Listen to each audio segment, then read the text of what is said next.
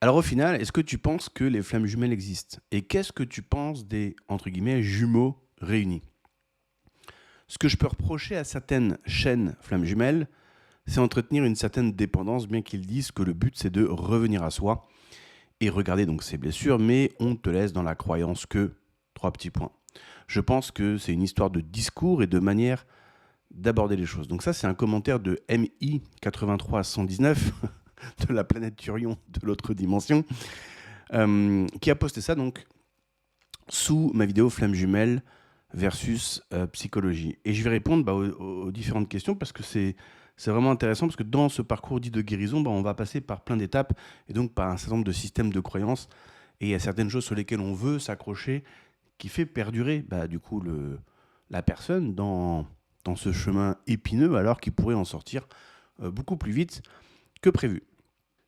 Alors commençons par la première question. Du coup, au final, est-ce que tu penses que la flamme jumelle existe ou pas? En fait, je m'en fiche parce que déjà, personne ne peut prouver que ça existe ou pas. C'est une idée, c'est un concept qui est peut-être soit vrai dans l'absolu, soit pas du tout. C'est qu'une croyance auquel on va choisir d'adhérer ou pas. Et que moi, j'ai ni besoin d'y adhérer, ni besoin de ne pas y adhérer. C'est une information comme une autre. Comme là, il y a une voiture verte qui vient de passer dans la rue. Bah voilà, il y a une voiture verte qui vient de passer dans la rue. Ce qui était, attention, pas du tout le cas quand j'étais aussi dans le parcours flamme jumelle et surtout au début, parce qu'au début, on a besoin de s'y attacher parce que ça vient justifier, corroborer, renforcer ce que l'on croit déjà, c'est-à-dire que l'autre est bien notre autre personne.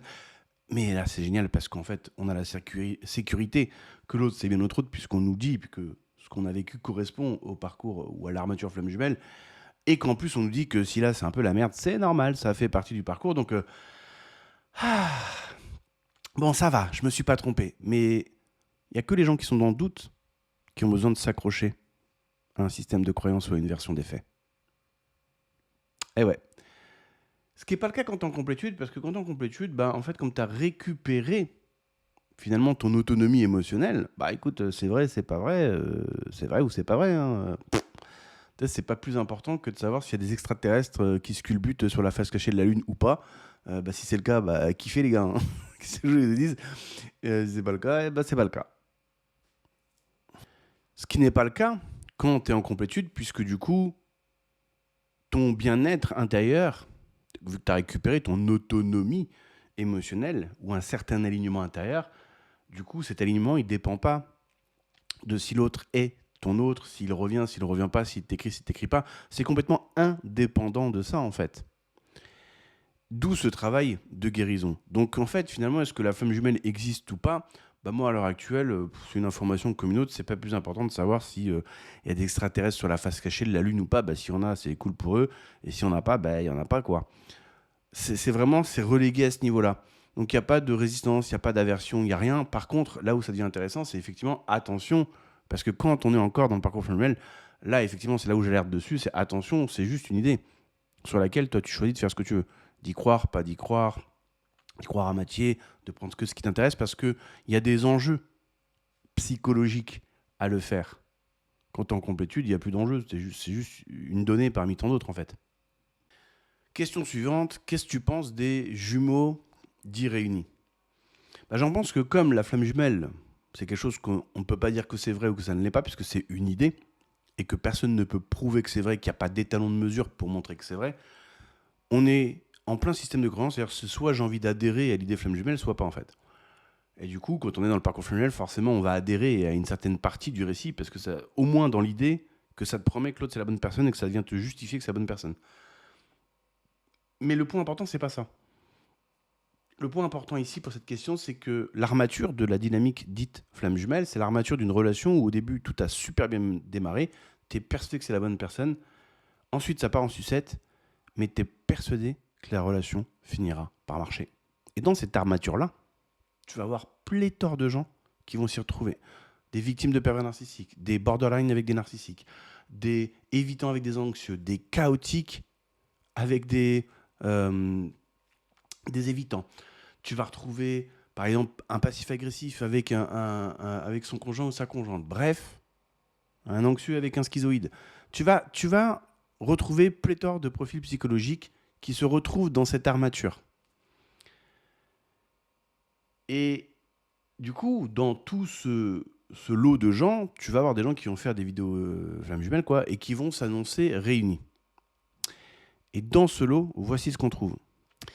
Alors, tu vas avoir ceux qui, sur leur chaîne, se disent en réunion ou réunis, et qui, quand tu les as en coaching au téléphone, tu te rends compte que ça fait 1 an qu'ils ne se sont pas vus avec leurs jumeaux en réunion, quoi, et que ça fait X mois qu'ils ne se sont pas parlé.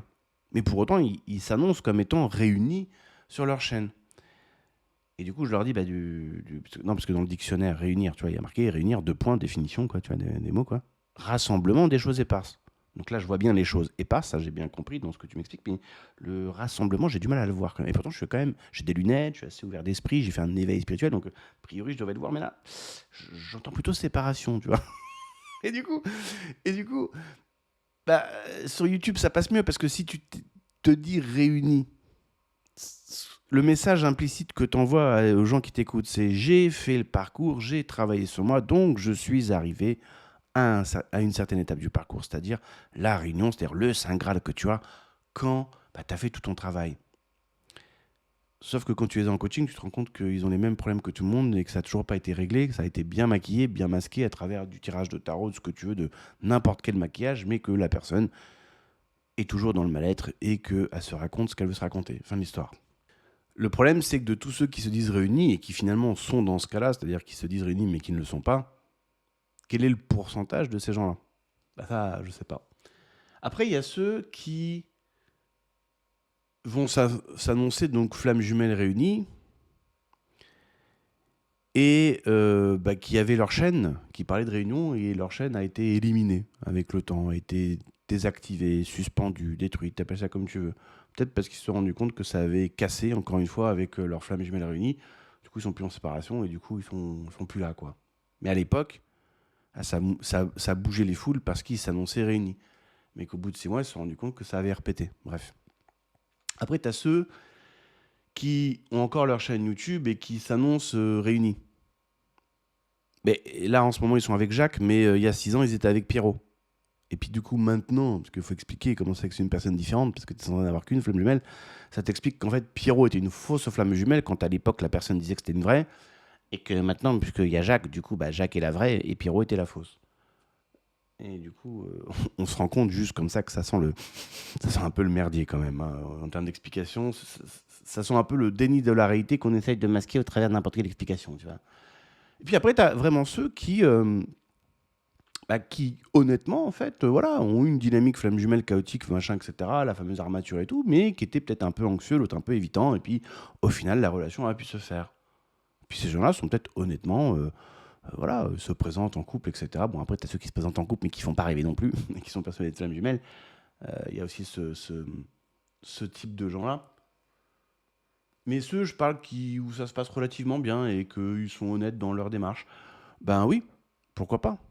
Parce que moi, par exemple, quand j'étais avec une personne évitante, pendant 7 ans, j'étais avec une personne comme ça. C'est à l'époque où il n'y avait pas le récit flamme jumelle sur Internet.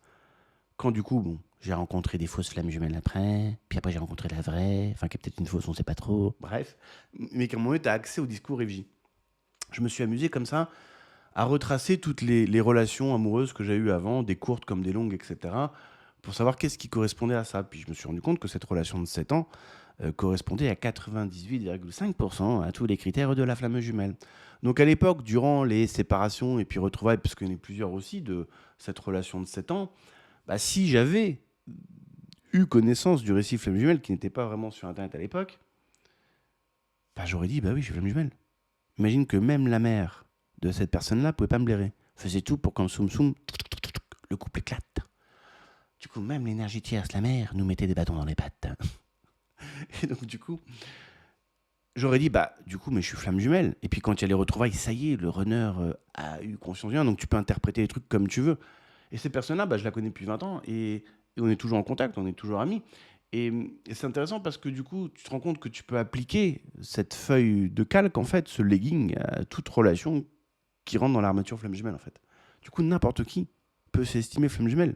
Tu prends un profil évitant anxieux, où la relation se fait, ils vont dire qu'ils sont flamme jumelle. Et tu as plein d'évitants anxieux qui sont en couple sur cette planète et qui ne s'estiment pas flamme jumelle et qui pourtant, quand tu leur mets l'armature de flammes jumelles vont dire ah bah putain, on a exactement vécu ça. Mais eux, ils en ont rien à foutre de savoir si on flamme jumelle ou pas. Ils adhèrent pas à l'idée, ils s'en foutent en fait. C'est-à-dire que flamme jumelle, bah, tu leur dis bah si tu veux quoi. Enfin, c'est pas des trucs sur lesquels ils s'arrêtent en fait. Et pourtant, leur dynamique relationnelle, si tu la mets au regard du récit flamme jumelle, ils vont dire bah, tout comme nous, t'es tout pareil.